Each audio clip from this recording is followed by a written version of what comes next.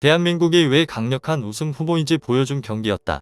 사우디와의 경기는 그 누구도 예측할 수 없던 결과였으며 질 수도 있던 경기를 태국 전사들의 우승에 대한 열망으로 결국 승리로 만들어냈고 무패 행진을 이어가는 데 성공했다. 조별 경기에서 경기력에 대해 말이 많았던 한국이지만 결과로만 따지면 그들은 무패 행진이었고 사람들은 그동안 비긴 것을 패배했다고 생각하며 방심하고 있던 것뿐이다. 사우디와의 경기에서 다시 한번 그 위력을 보여주며 한국은 죽지 않았다는 것을 보여주었다. 대한민국이 사우디와의 경기에서 극적인 승리를 거두며 8강 진출에 성공했습니다. 사우디와의 경기에서 패배할 것으로 예측하는 사람들이 많았는데요. 한국이 바로 전 경기인 말레이시아전에서 보여준 경기력 때문입니다.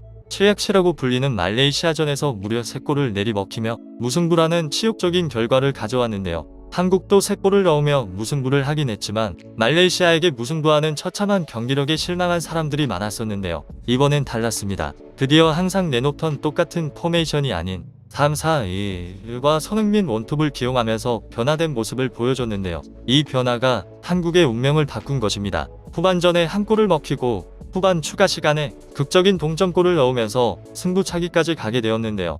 정말 기적같은 동점골부터 시작해서 승부차기까지 이겨버린 말도 안 되는 경기. 자세히 한번 살펴보겠습니다. 시작 전부터 말이 많았던 클린스만호의 출발은 좋지 않았는데요. 우여곡절 끝에 16강 진출에 성공한 클린스만호였지만 역대 최강 전력치고는 경기력이 좋지 않아 비판을 받았습니다. 그 중에서도 항상 지적받아온 문제점이 4-4-2라는 현재 축구에선 쓰이지 않는 포메이션과 똑같은 주전으로 내보내는 것이 문제였는데요. 결국 클린스만 감독도 이런 문제점을 인지했는지 말레이시아전이 끝난 후 인터뷰에서 현재 우리는 무패다. 16강 진출에 성공했으며 16강에서는 문제점들을 개선시켜 더 나은 경기력을 보여줄 것이다.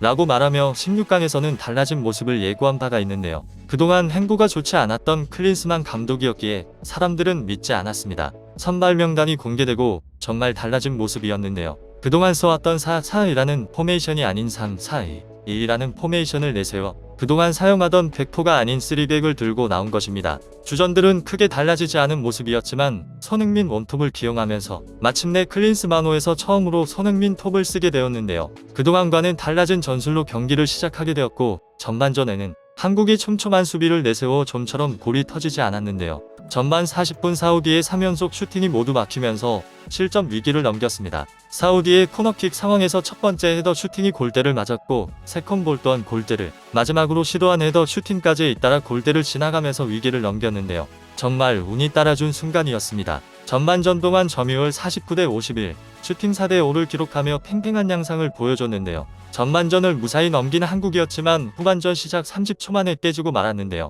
후반전이 시작되고 한국으로부터 공을 뺏은 사우디가 전방으로 롱패스를 했고 골키퍼와 1대1 기회를 얻은 사우디는 왼발 슈팅으로 골망을 달랐습니다. 결국 실점을 내준 한국은 16강 탈락이라는 압박 속에 게임을 했어야 했는데요. 실점을 한 뒤 각성을 하며 계속해서 사우디의 골문을 두드린 한국이었지만 좀처럼 뚫리지 않는 모습이었습니다. 그러던 도중 기적과도 같은 일이 발생했는데요. 후반 추가 시간 종료 2분 전에 기적과도 같은 극적인 동점골이 터진 것입니다. 주인공은 조규성 선수였는데요. 오른쪽에서 날아온 크로스를 서령우 선수가 머리로 받아 골문 앞으로 연결했고 이 공이 조규성 선수에게 향해 헤더 슈팅으로 골망을 갈랐습니다. 마침내 대한민국이 포기하지 않고 계속해서 사우디의 골문을 두드린 끝에 극적인 동점골을 넣었습니다.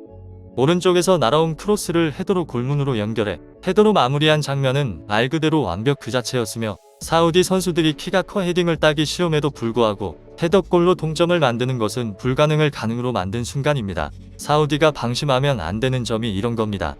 대한민국은 지난 2022 카타르 월드컵에서도 지금처럼 조규성 선수의 황금 헤더골로 승리를 해 16강에 진출한 적이 있는 나라인데 사우디는 이 점을 몰랐던 것 같네요. 조규성 선수의 극적인 동점골로 연장전을 간 한국은 연장전에서도 실점할 뻔했지만 조현우 선수의 슈퍼 세이브로 위기를 넘길 수 있었습니다. 승부차기에서 조현우 선수의 미친 세이브 능력이 다시 한번 빛을 발했는데요. 승부차기에서 한국은 4번째 키커인 황희찬 선수까지 성공한 반면 조현우 선수가 사우디의 4번째 키커의 골을 막아내면서 8강 진출에 성공한 것인데요. 말 그대로 비터노 그 자체였습니다. 경기가 끝나고 엄청난 반응들이 쏟아져 나왔는데요. 한국이 우승 후보로 불리고 있는 이유 중에 한 가지는 막아야 할 선수가 너무 많다.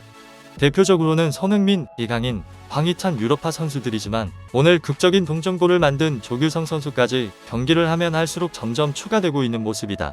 이런 점이 한국을 막기 힘든 점이다. 한국은 후반 종료 직전까지 1992년 대회 이후 최악의 아시안컵 결과를 눈앞에 두고 있었다. 클린스만 감독은 부진의 대가를 치르기 직전이었다. 사우디는 높은 장벽을 세웠고 관중들의 열렬한 지지를 받았지만 후반 막판 조규성의 황금헤더 슈팅으로 극적인 동점골을 만든 순간은 사우디 관중들을 침묵하게 만든 순간이었다. 조현우는 2018 러시아 월드컵에서 깜짝 주전 골키퍼로 떠오른 선수다. 당시 디펜딩 챔피언 독일을 상대로 영웅적인 활약으로 승리를 이끌며 이름을 알렸다.